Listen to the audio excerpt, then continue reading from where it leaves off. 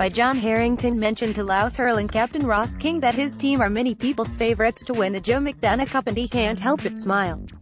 Until now the underdog tag is the one he's been most accustomed to as a Laos hurler. Having a weight of expectation on his shoulders is a new sensation, but he's hoping he and his teammates will respond positively to that challenge ahead of their first round clash with Westmeath on Saturday. Laos hurlers being favourites for a cup is crazy, said King. I was nearly laughing at the thought of it. But it's great, too.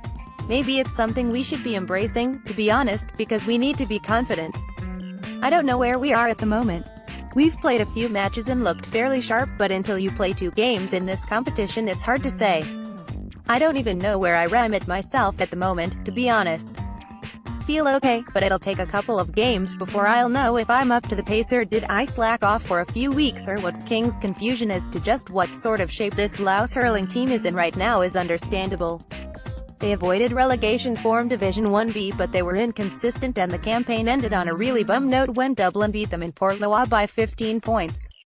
It was nearly embarrassing, to be honest, how we played that day, said King. We were very downbeat the following few weeks after that. We were just lucky to get out of it, another relegation scrap. We're half sick of them at this stage. One positive you can take is that you got through it, if that's any bonus.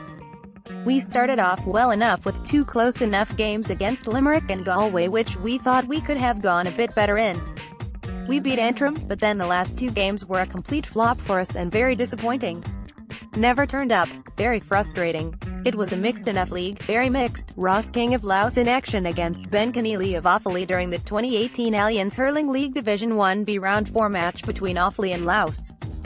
King believes one of the main reasons why Laos have struggled for consistency in the past couple of years is because so many of the best hurlers in the county choose not to make the commitment to play for their county team. When I came into the Laos team it was a team of experienced hurlers, he said. I'd say the bulk of the starting 15, most of them had experience of playing 8 to 10 years of inter-county. That whole core group has nearly gone, apart from Matthew Whalen. I hate saying transition or talking about young lads adapting to new surroundings, but it sort of is. Hurling for Laos can be a bit frustrating because there are as much lads who do not want to come in with Laos as do want to come in. It can be very frustrating, to be honest. You'll have 5 or 6 lads every year who will say no to coming in. And I don't think that happens in any historically traditional counties. That's probably the most frustrating thing and I don't know if it will ever go from Laos.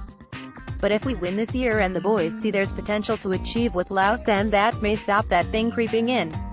The prospect of playing for silverware in Croke Park is certainly one that energizes King.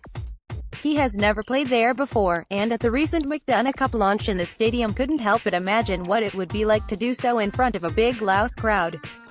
It's nearly a sad case, really. There's lads hurling for Laos for 10 years who never got to play in Croke Park, he said. It was actually weird to walk around the pitch. I've been sitting down there watching matches for years and just being out on the pitch and taking it in from a different point of view, the pitch looking up, was surreal. It would be pretty special to get to play out there. It's something we all want to do. I'm sure the captains of all 6 McDonagh Cup teams would all say the same thing. It's donkey's years since we've done anything in Croke Park, so it would be huge to Laos hurling supporters up here in Croke Park for a change. That's the plan.